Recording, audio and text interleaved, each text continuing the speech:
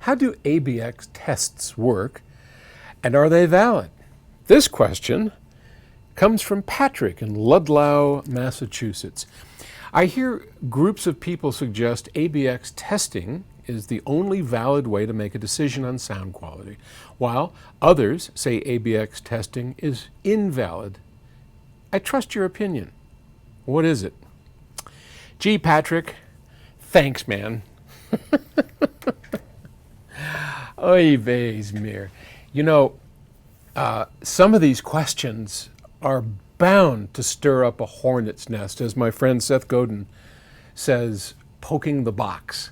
And he's right. This question's going to poke that box, because it doesn't matter what I say. Either way I go, I'm in trouble with somebody. So do your best to keep the venom from whichever side of the course you're on at a minimum, and let's just talk as friends. I'm going to share with you what I know and my opinion on it, and let's go with that. Okay, and then the rest of you can say, "Oh, you're full of shit," and yeah, I'm sure that's correct. That's what I woke up thinking this morning. McGowan, you're just full of crap. Yep, that's what it is.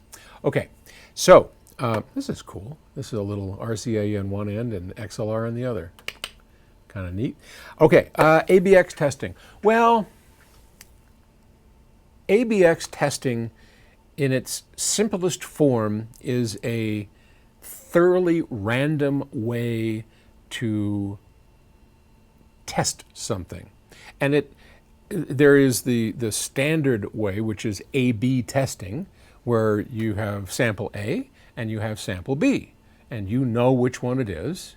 You don't know what it is. You're going to try two different tasting tests or listening tests, whatever they may be. And here's A. Okay, what do you think? Here's B. You want to go back to A? Fine. X is a random. It could be A or it could be B. You don't know. And that randomness, where the tester as well as the testee has no clue which one he's listening to. It could be A, B, or X. I mean, you don't know which one it is. And so your brain goes into this holding pattern of, okay, I don't know what I'm listening. I'm just going to push this button. And I click it and I hear, do I hear a change? No, yes. Write it down, score it, however you want to work. That kind of testing, that sort of absolutely no party knows what's going on, therefore no influence can affect the test, is considered to be as valid as it comes. Because obviously if you know what you're listening to, if you know that this one has the bigger capacitors and this one has the, whatever change we're making, you're likely to have preconceptions in your head. And that is absolutely valid. I can convince myself of almost anything over a short period of time. Someone will say, this is a lot sweeter, try this. You know what, it is sweeter. Well, actually it was exactly the same thing. So we can convince ourselves of something. And we don't want to do that, because what we're after is the truth. Which one does sound different or better, and in what way? Here's the problem with ABX testing, and most of you already know the answer to this in terms of how I feel about it. I think it ruins any chance we have of determining an outcome. And here's why. When you're using your senses, hearing, visual, but mostly hearing, where it's required to have a number of factors in place, which I'll describe to you, in order to make a qualified decision, you lose the advantage of those very subtle details that are necessary in order for this to work when you clear off the testing in an ABX manner. So let me explain what that means. Well, let me first start with what you need. In most cases, not all cases, depending on what we're trying to listen to, if the differences are going to be fairly subtle, you may need training. You may need to know the differences that you're attempting to listen to. I know many trained listeners who know what to listen for are very much more apt to pick out differences, and their hearing is more acute because they've got training in the same way that a trained musician is more easily able to pick out differences in tonal balance and the things that musicians listen for, and the same with a tester of food or wine. Training makes all the difference in the world. Another thing is you need to have a system that is resolving enough and familiar enough to a person that they are comfortable with that system, and that system is capable of making those changes. And I don't want to drag this out too long, but let's just imagine that there are 4 or 5 things that are necessary in order to pull off a good test in the first place. Highly resolving system, trained listeners, knowing what you're listening for, knowing what it is you're attempting to figure out, okay?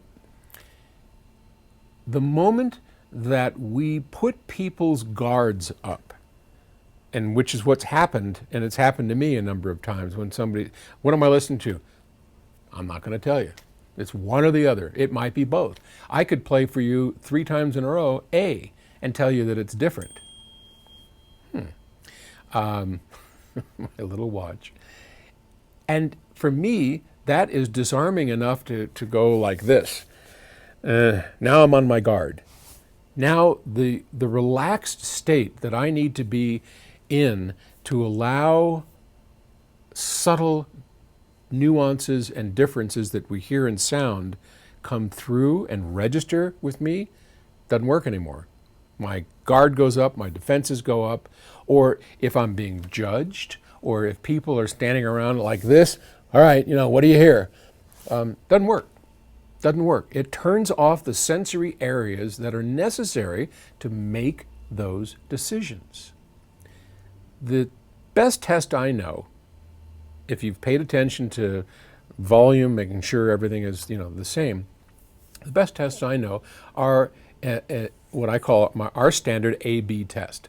Standard A/B testing here is performed by 2 people, okay? And it depends on, you can't have the person, let's say it's me that's making the decision. I can't know which one I'm listening to. I can know, and I have to know, if it's A or B, and I get to choose. Let me go back to B. Let's go back to A again. I'm going to go A or B. I need to know which one it is so I can relax and tell you whether A is better than B or vice versa. What ruins the test for me is if I know what A is or I know what B is. That out the window. Can't do it. So I need to be just don't tell me what it is. Don't even tell me what we're doing. I need to know it's A, I need to know it's B, I need to be able to go back and forth at my own speed, my own pace, and my own time, because everybody's different in how we register. I can hear some things instantly, and other things takes quite a while.